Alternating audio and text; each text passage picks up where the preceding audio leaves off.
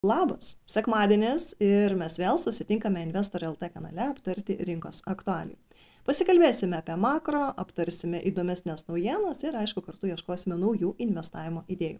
Todėl, jeigu patinka kuriamas kontentas, nepagailėk savo laiko, užprenumeruok kanalą, jeigu dar neprenumeruoji. Aš labai noriu, kad kanalas greičiau pasiektų 10 000 prenumeratorių, todėl tavo subscribas yra labai reikalingas. Na, o mes judėkime prie savo reikalų, turėjome tikrai puikią savaitę, visi pagrindiniai JAF indeksai užsidarė pozityviai, kaip beje ir Japonų Nikkei, Eurostoxx 50, pavyzdžiui, Vokietijos DAX indeksas iš vis šią savaitę nuskriejo virš 4%, kas rodo, kad likvidumas nemažinamas, investuotojai visai drąsiai jaučiasi. Vertina ketvirtinės ataskaitas, kurios beje nebuvo silpnos, stebi makro rodiklius, kurie irgi išduoda tam tikrus scenarius. Todėl ši savaitė buvo tikrai pozityvi. JAF iždo obligacijos 10 ir 30 metų po sėkmingų aukcionų praktiškai liko tose pačiose lygiuose. Kas laiko JAF iždo obligacijų ETF-us, didelio negatyvo portfeliuose nepamatė, nors ir pozityvo kol kas nėra, mes laukiame svarbiausio dalyko, kadagi Fedas paskelbs apie palūkanų mažinimą.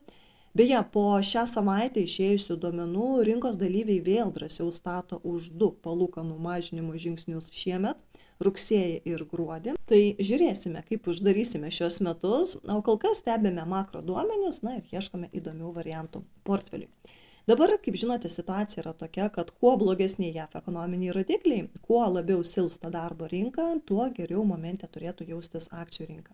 Nes tuomet Fedas greičiau mažins palūkanų normas, o palūkanų mažinimas vėl leis užsivesti JAF ekonomikai. Įmonės vėl uždirbs, žmonės drąsiau skolinsis ir leis pinigus, tada ypač suklestės tos paslaugos ir prekės, ant kurių dabar bandoma taupyti, daugiau ciklinės, ne pirmo būtinumo prekės, prabangos prekės ir paslaugos, todėl lauksime, kokie duomenys mus pasieks kitą savaitę. Kaip matome, pasirodys PPI rodikliai, taip pat ir CPI, Core CPI. O kas tai yra per rodikliai ir kodėl jie yra svarbus investuotojai, aš pasakoju atskiruose video. Jeigu nematėte, labai kviečiu pasižiūrėti. Ir kad būtų lengviau viską rasti, tai šio video aprašymą aš įkėliau naudingas nuorodas, todėl būtinai pasinaudokite. Taip pat kitą savaitę mes vėl klausysimės, ką Fed vadovas pasakys ir kaip į jo pasisakymus sureaguos rinkos. Nors paskutiniu metu tikrai nieko naujo jisai jau nebepasako, bet na, žiūrėsime, gal šį kartą bus kažkas konkretaus. Fed balansas paskutinę savaitę sumažintas, kaip matome, labai nežymiai, vos 10 milijardų dolerių. Beje, pamenate, paskutinėme Fed pranešime buvo paskelbta apie tai, kad bus ženkliai sumažintas balanso mažinimo tempas. Na, dabar per mėnesį bus iš sistemos ištraukiami apie 25 milijardai dolerių. Na, todėl įdomu, ką jisai pasakys, ypač po to, kai viešoje erdvėje vėl pasigirsta žodis stagfliacija. Įdomu, kaip Fedas mato šitą situaciją, o stagfliacija tai yra, kai ekonomika stagnuoja, bet lieka aukšta infliacija, na ir auga nedarbo lygis. Pamenate, 22 metais mes dažniau kalbėjomės apie galimą stagfliaciją, tikrai buvome labai netoli jos, nes tada infliacija siekė 7% ir BVP buvo neigiamas.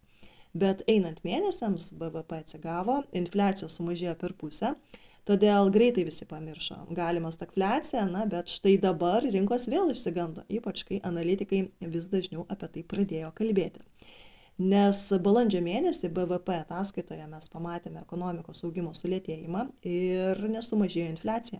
Taip pat PMI sumažėjo palyginti su metų pradžia, na tik tiek, kad matome nors ir vėstančią darbo rinką, bet ji vis dar išlieka stipri.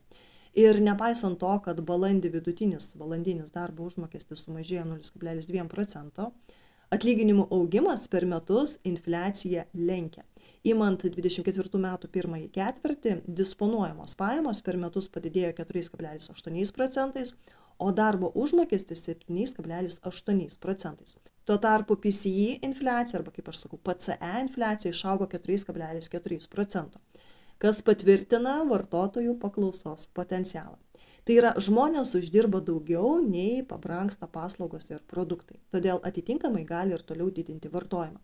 O mes, kaip žinome, vartojimas sudaro 70% JAF ekonomikos ir jis tebesilaiko tvirtai, nepaisant aukštų palūkanų. Nes ekonomistai skaičiuoja, kad aukštos palūkanos realiai pasiekia vartotojus, na ir smogia vartojimui po maždaug 12 mėnesių.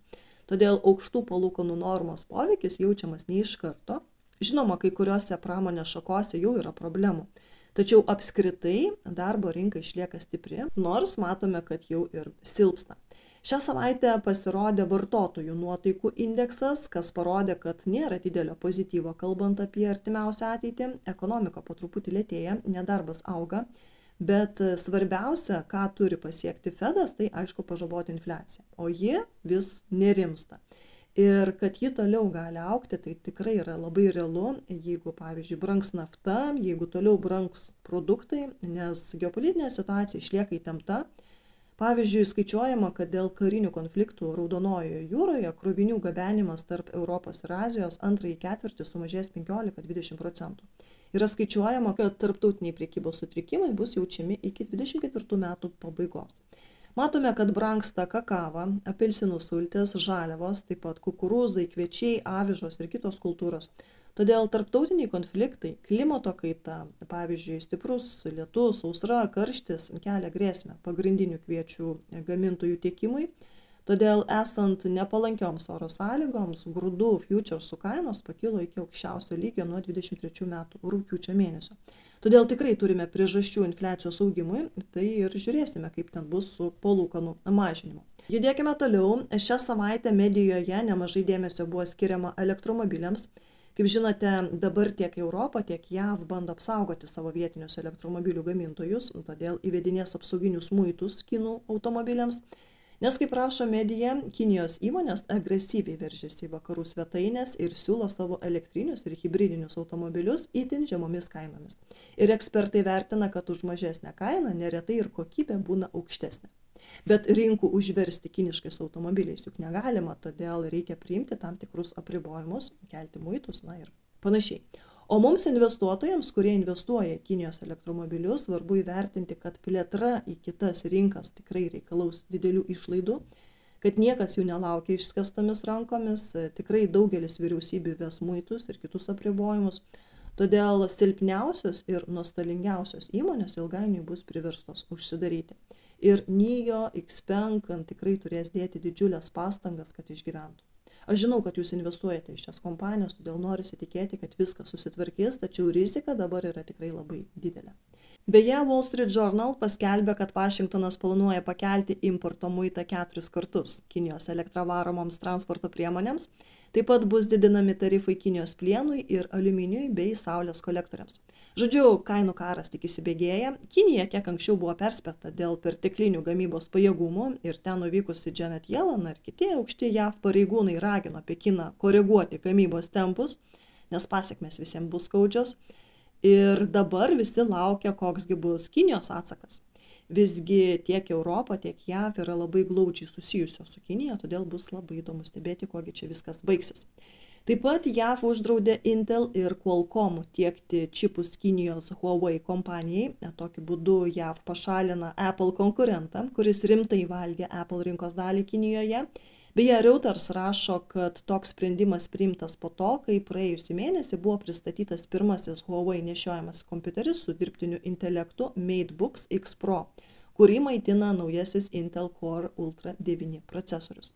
Aš nebejoju, kad Kinija kažkada ras būdų, kaip pasigaminti savo čipus, bet štai Intel tokia naujiena tikrai nėra gera. Ji jau dabar susiduria su pardavimo problemomis, plus sumažino pelno prognozę šiam ketvirčiui, todėl akcijos ir toliau krenta. Šią savaitę ji prarado dar 3,4%. O kalbant apie Qualcommą, tai jos ataskaita nebuvo silpna, kompanijai pavyko viršyti analitikų lūkesčius, taip pat jį nežymiai, bet visgi padidino lūkesčius šiam ketvirčiui, todėl bus įdomu pasižiūrėti, kaip kompanija jausis po visų šitų draudimų, nes žinome, kad jos čipai buvo labai paklausus Kinijoje.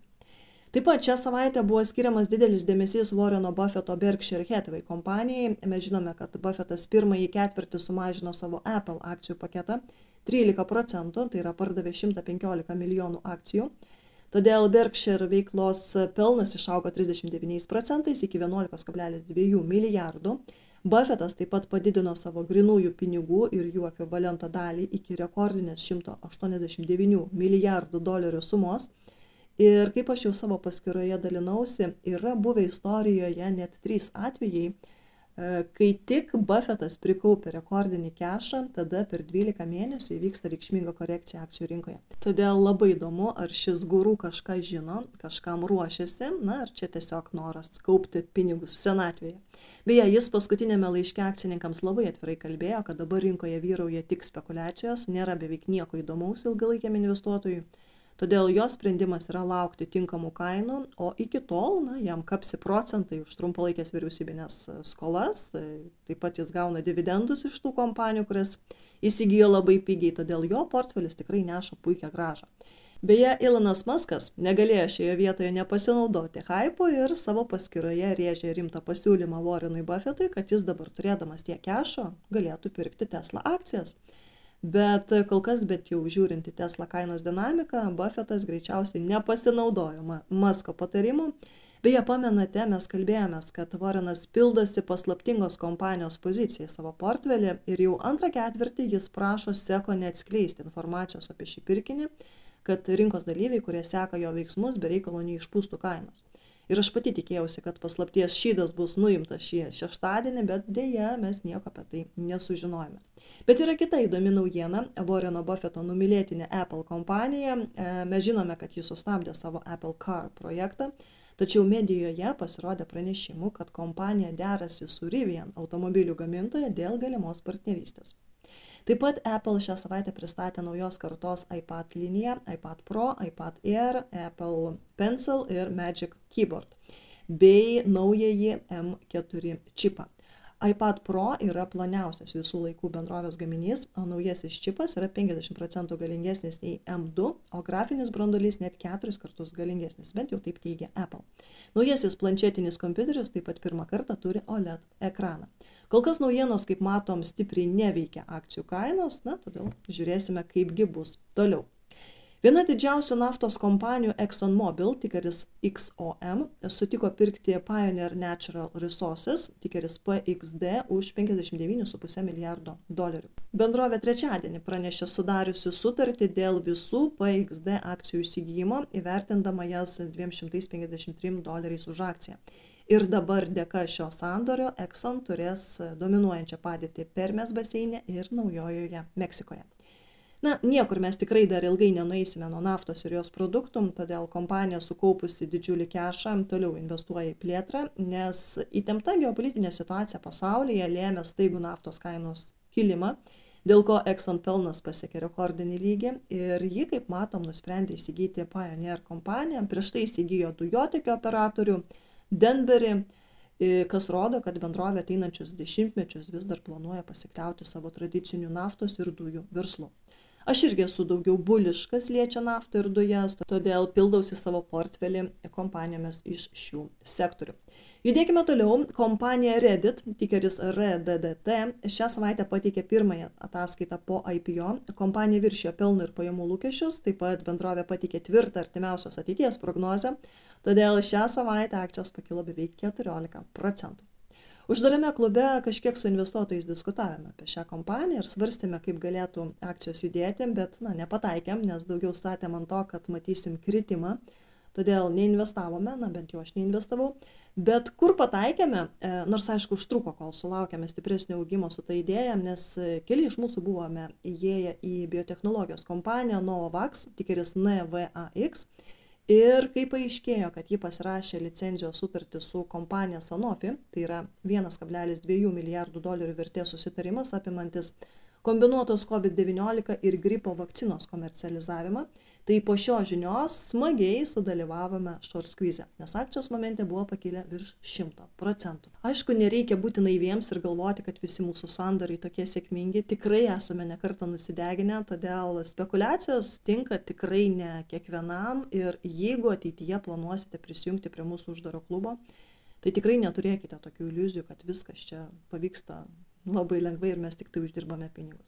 Beje, išduosiu paslaptį, kad visi kanalo rėmėjai vėl vienam, o galbūt net ir 2 mėnesiams bus pakviesti vasarą nemokamai prisijungti prie šio klubo. Todėl galėsite patys įsivertinti, ar naudinga.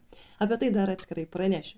O mes judėkime toliau. Kompanija Disney pateikė silpną ataskaitą, didžiausi sunkumai susijęs su transliacijomis ir kuriamų kontentų. Prasidėjo labai stiprus nutekėjimai iš kabelinių kanalų ABC, Disney Channel, FX, National Geography ir Disney Junior uždirbo 2,77 milijardus dolerių, kas yra 8% mažiau nei prieš metus. Veiklos pelnas sumažėjo net 22%. O dar visai neseniai tai buvo sritis nešanti tikrai gerą pelną, bet pasauliui perėjus prie srautinio perdavimo mes matome, kad stipriai čia yra susitraukimas. Panaši situacija dabar yra ir su Paramount, ir Warner Brothers, bet tose kompanijose dar yra papildomų niuansų, bet apie tai plačiau pasikalbėsime jau kitą savaitę. Taip pat daug negatyvo kompanija sulaukia, kad topinius filmus pavertė kažkokiu nesusipratimu. Pavyzdžiui, The Marvels, Indiana Jones ir kiti kultiniai filmai nesurinko tiek pinigų, kiek kompanija tikėjosi. Plus buvo negatyvas dėl juodaodės undinėlės ar LGBT propagavimo ir dar kur Elono Musko garsus tolimas pasiuntimas dėl reklamos. Tai, žodžiu, tikrai kompanija susidūrė su problemomis, su bėdomis, bet aš nemanau, kad ilgainiui jis su jomis nesusitvarkys. Tikrai susitvarkys su visais užplūdusiais iššūkiais, tiesiog reikia tinkamų sprendimų, kurie patiktų ir investuotojams, ir vartotojams. Aš kompanijos neturiu ir dar neplanuoju pirkti, norėtųsi, kad bent šį gapą uždarytų, o tada jau pagalvosiu. Judėkime toliau. Tradiciškai, kaipgi nepasikalbėsime apie Boeingą. Jis ir vėl negatyviai nuskambėjo šią savaitę. Pasirodo, Stambulo oro uoste lėktuvas nusileido ant nosies. Logistikos bendrovės FedEx 767 krovininis laineris skrido iš Paryžiaus ir pilotai susidūrė su problemomis, todėl lėktuvas nutūpė štai taip. Iš tiesų baisus dalykai darosi su šia kompanija, liudininkai miršta, avarijos vis baisesnės, pradžioje pamenate, iškrito duris, tada pametė ratą, vėliau nulūžo variklio korpusas, o kur dar kelios paties skrydžio problemos, kai lėktuvas staigiai prarado aukštį ir buvo sužeista keliasdešimt žmonių. Tai tikrai kol kas Airbus'as turėtų iš viso to rinkti pliusus ir pelnus, bet ilgainiui visgi turėtume suprasti, kad Boeingas yra strateginė JAV kompanija, svarbi kompanija ir kažkada viskas bus pamiršta.